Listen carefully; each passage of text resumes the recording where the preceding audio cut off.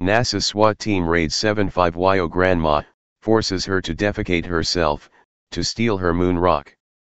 Lake Elsinore, CA. Here at the Free Thought Project, we've seen some outright insanity when it comes to the actions of government and the police state. However, a grandma being raided by a NASA police force so they can steal her dead husband's moon rock, is definitely up there. When Joanne Davis was 75, she hit some hard financial times after finding herself raising grandchildren following her daughter's death and her son's illness. So, being the resourceful grandmother that she is, Davis began to think of ways to earn some extra cash. Then it hit her. Her first husband, Robert Davis, worked as an Apollo 11 engineer, and he saved a paperweight with moon material and another with a bit of the heat shield. Joanne, who also worked for the space program at the time, came up with the idea that she'd ask NASA if they'd like to buy it from her, so she could raise some funds to feed her grandchildren. Brilliant, right? Well, to most people with common sense, this is a great idea. However, to the American police state, it's a felony. Now, Davis is attempting to sue officials for the brutal and humiliating treatment she endured at the hands of NASA agents. The lead agent organized a sting operation involving 6 armed officers to forcibly seize a lucite paperweight containing a moon rock the size of a rice grain from an elderly grandmother, wrote Judge Sidney Thomas of the 9th U.S. Circuit Court of Appeals in the recent decision allowing Davis to sue, per the Los Angeles Times. Instead of telling Davis that it is against the law to sell moon rocks, yeah, we didn't know that either, NASA set up an elaborate sting operation to nail this grandma-turned-would-be international moon rock fence to the wall. While Davis became excited to think that she'd finally get some financial padding by selling this moon rock, armed NASA agents were plotting a way to take her down. The sting would take place at a local Denny's restaurant. These brave cops must have obviously known they were dealing with a hardened criminal when she asked to meet them at Denny's. The armed NASA agents then raided the Denny's and forcibly restrained the dangerous 75-year-old grandma and her second husband who was along for the trade. As they heroically protected society from the likes of a poor grandmother trying to support her dead child's children, officers refused to allow Davis to use the bathroom. They forced her to defecate in her pants. Heroic indeed. As Mercury News reports, Davis stood in the parking lot of a Denny's restaurant in pants soaked in urine, answering questions from a federal agent about a rice-sized piece of moon. He kept saying, "You will be going to federal court, you will be going to federal jail," Davis said Friday. In the end, Ms. Davis spent her whole life proudly working for aerospace and the government, only to be jumped by a NASA-organized SWAT team because someone in NASA made a mistake and wanted to get it back, said Davis Redlands-based lawyer, Peter Schluter. And they did it in a way that humiliated her. As authorities made the case against the moon rock-dealing elderly woman, they likely garnered the attention of prosecutors on the way through the system.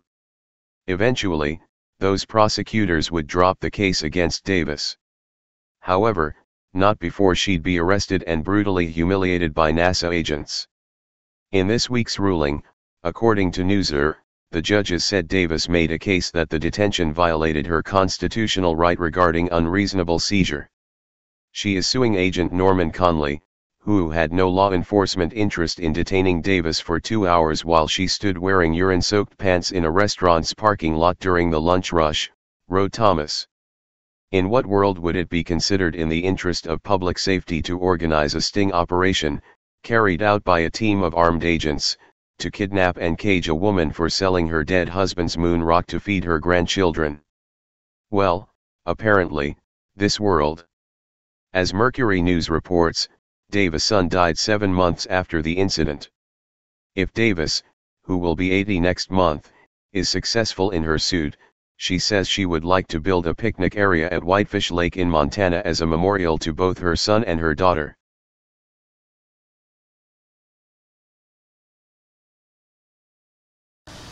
Hey Charlotte County, this is Charlotte County COPWATCH, and I wanted to explain what fair use is. You can use pieces of news articles if you're doing it for news reporting, you have commentary, and you're doing it for education purposes. So that's what fair use is, as you can see right here. Another reason why I wanted to make this video is to let you know I have just joined with Patreon. A nice thing with Patreon, I make no money on YouTube. They took the money away years ago, and so this is another way to give, and it's a nice thing too because you can give monthly. You can give $1, $5, $10, whatever. I do 4 to 5 hours a day on trying to wake the sheep up on how corrupt it is and different ways that you can fight the corruption. So Patreon is a way that you can do it, and then of course the old way is still there. Donate to Sheriff County Cop Watch with PayPal or credit card. So keep that in mind. 4 to 5 hours a day. I make no money, but the corruption happened to me and I'm sick of it, so I'm trying to wake people up. But my wife would love it if some, if we could get some help out there. There's 47,000 subscribers. Just think if each one of you subscribers just gave a, let's say, actually, yes, $1 a month. 47,000 subscribers gave $1 a month. That would be awesome. That's not going to happen. But anyways, that would be great if it did happen. But, do the math in your head. Just think about it. Like I said, 4 to 5 hours a day. I get no money from YouTube. YouTube has gone nuts. You can't do anything anymore. They're taking the money away everywhere. So these are a couple different ways that you can still help out with all this time that I put in. And as you know, I'm in a special situation where, at least I can do it. 4 to 5 hours a day. We have a cleaning company during the day. That's what allows me to do this, and we're debt free. So this is my hobby. I don't go fishing and all that other crap. I try to save the world.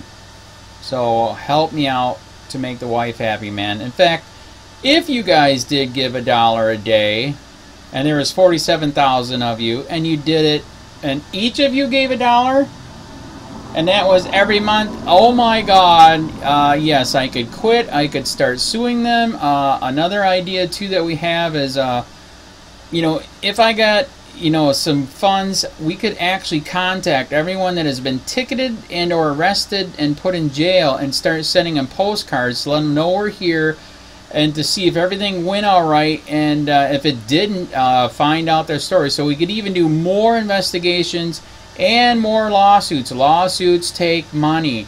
So just think about that. 47,000 of you so far right now. $1 a day.